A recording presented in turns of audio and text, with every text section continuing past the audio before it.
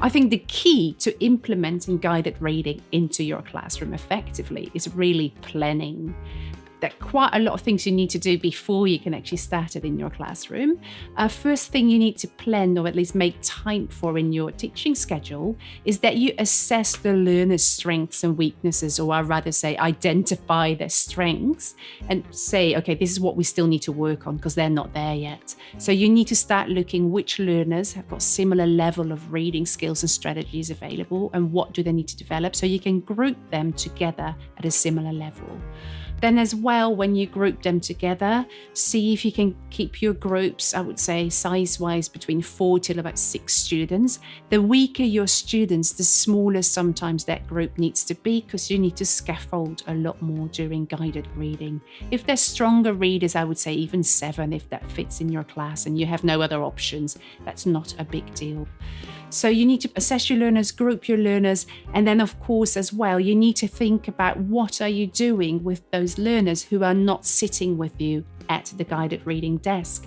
For example, you've got 27 students in your class. I might have 6 students joining me for a guided reading session.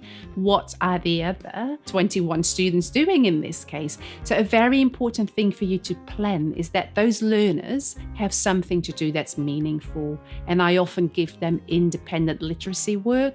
I don't know if you've heard of the Daily 5. They could do some word work, read it to themselves, reading to others. There could be some follow-up writing.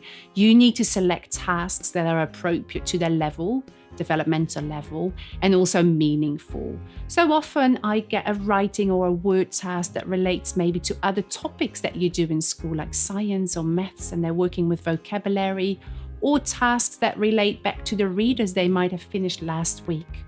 So make sure that they have something to do. And then, of course, for your guided reading session, you need to plan the usual pre-reading, while reading, and post-reading. So you need to think about how you get your learners engaged, introducing the booklet, pre-teaching vocabulary, which is a very important thing when you speak about second language learners, because they might not have heard those words before. And if they're key for the story, your learners need to know those words. You want to think as well about what reading strategy do I need to develop? And the reader I've selected, does that actually offer the opportunity to develop this reading strategy? So what's your reading focus? Does it match with the text? That's another thing, of course, you need to do. You need to select the reader you're going to use of the right level. I would say not too easy, because then they get bored. Not too hard, because if it's too hard, learners don't have any brain space left to start making meaning.